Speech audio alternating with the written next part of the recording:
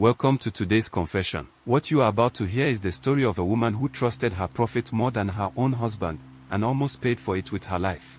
Today, she sits with us to confess everything.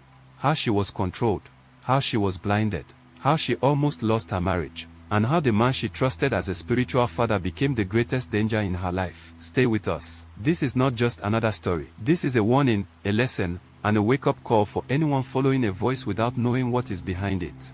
Let's begin. I did not know that one prophecy could control my whole life. I did not know it would take my peace, my marriage, and almost my mind. But everything started the first day I met the man I later called my prophet. From a young age, I always felt empty on the inside. I went to church, but I still felt like something was missing. I wanted a deeper experience with God. I wanted answers. I wanted direction. So, when I first heard about a great prophet who prayed for people and gave accurate messages about their lives, I became curious. You see, the day I entered his church, I felt something I had never felt before. The atmosphere was heavy, yet peaceful.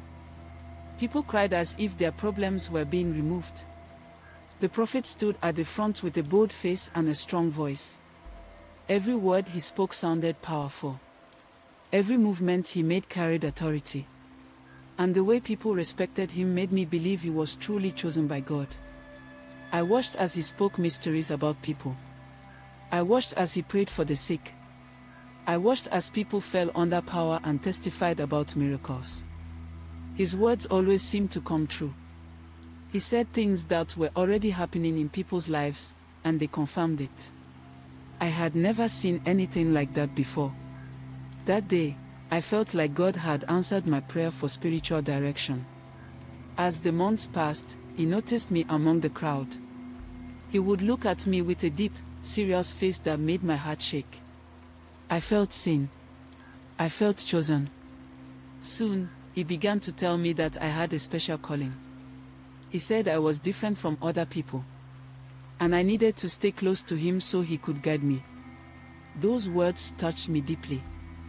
They made me feel important. They made me feel safe. That was how my trust in him began. And that trust was strong, too strong. I remember one day in church, he announced a prophecy that would later rule my life. He said a great shift was coming to the whole world. He said it would happen on November 17, 2025. He said that date would change many lives, including mine. He said blessings, open doors, and divine signs would come on that day, and anyone connected to him would rise. From that moment, my whole life turned toward that prophecy. I started fasting more than ever. I sowed seeds whenever he asked. I prayed at midnight, even when I was tired. I attended every service. Every time, the prophet kept reminding us about November 17th. He said it was not just a date, it was destiny. I believed him completely.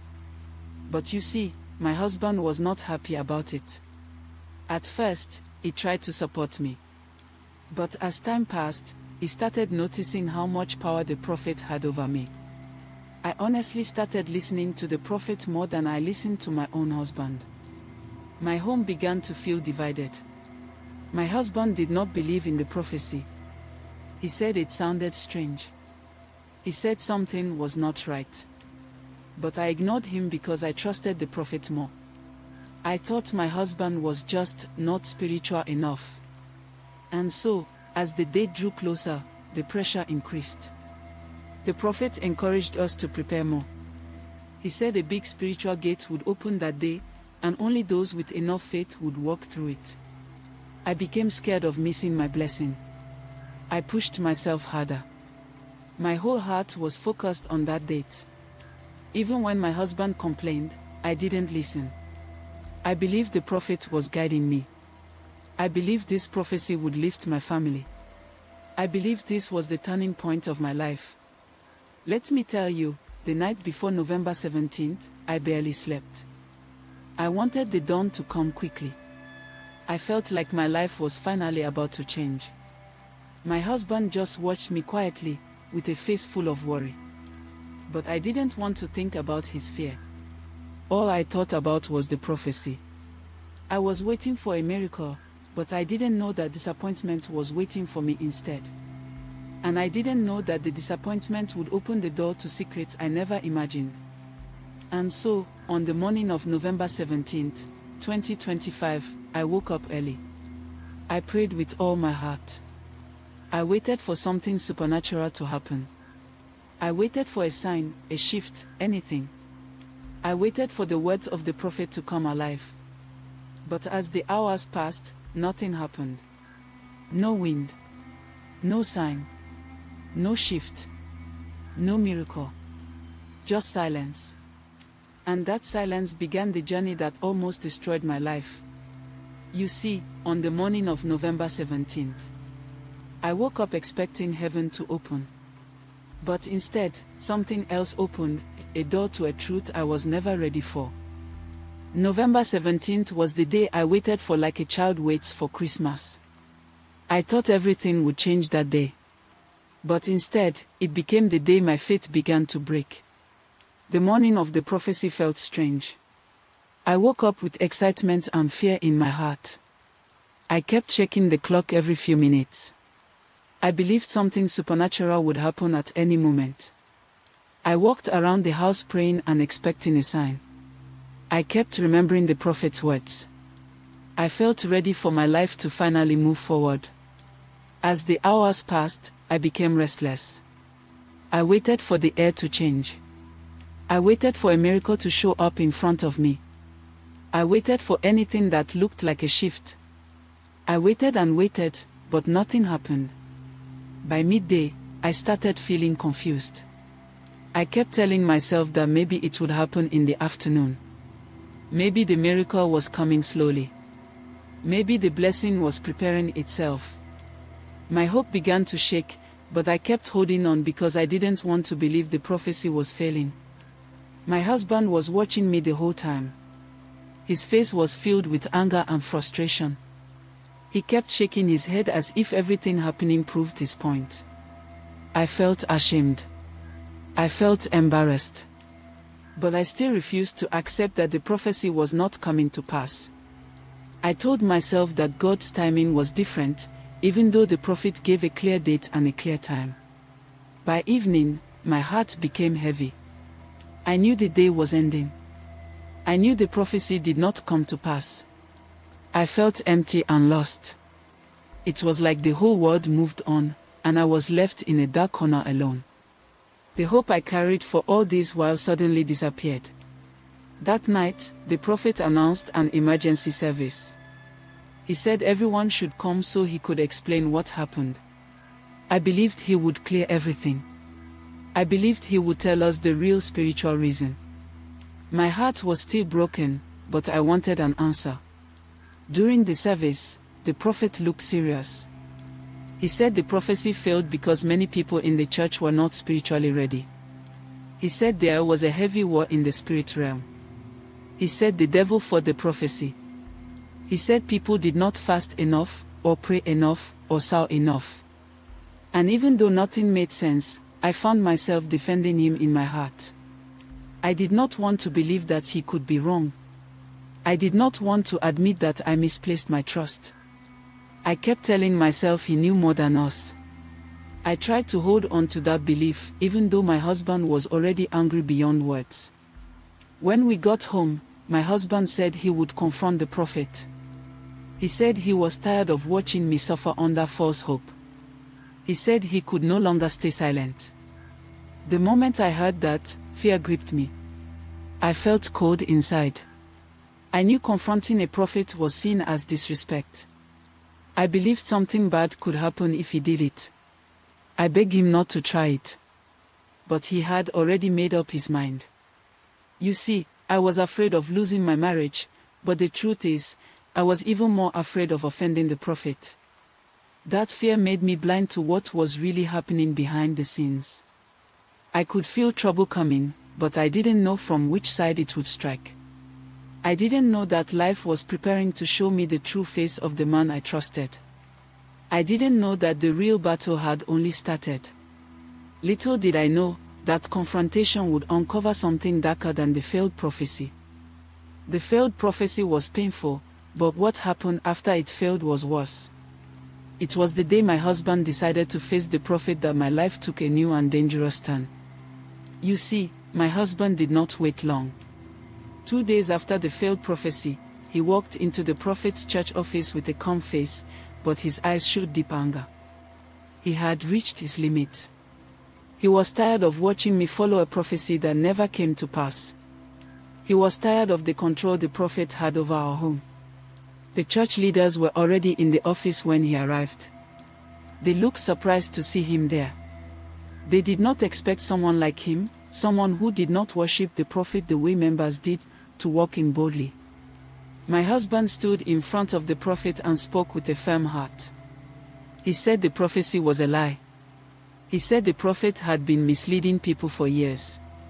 He pointed out other predictions that had quietly failed before this one, but no one talked about them because they feared the prophet. Now that is the problem. The prophet, like many or even all African prophets, did not expect that confrontation. I could see the shock on his face. His eyes flickered with anger and embarrassment. His leaders were watching. And for the first time, someone was challenging his authority openly. He tried to stay calm on the outside, but I could tell he was shaking on the inside. His pride was wounded. His image was threatened. He did not shout, but his voice carried hidden anger. He made a statement that sent chills down my spine. He said that the spiritual realm responds to disrespect. He said people must be careful when talking to a man of God. His words were not loud, but they were cold and heavy. That statement was more than a warning. It was a curse dressed as advice. From that day, the attitude of the church toward my husband changed. People who used to greet him with smiles stopped greeting him. Some avoided him completely. Some whispered when he passed by. Some looked at him like he was an enemy of God. The prophet never told them to treat him that way, but the atmosphere made it clear that he had become an outsider. I felt torn inside. On one side was my husband, the man I married, the man who cared for me. On the other side was the prophet, my spiritual father, the man I believed spoke for God. I did not know who to stand with. I felt confused, guilty, and spiritually afraid. My home became tense. My heart became heavy.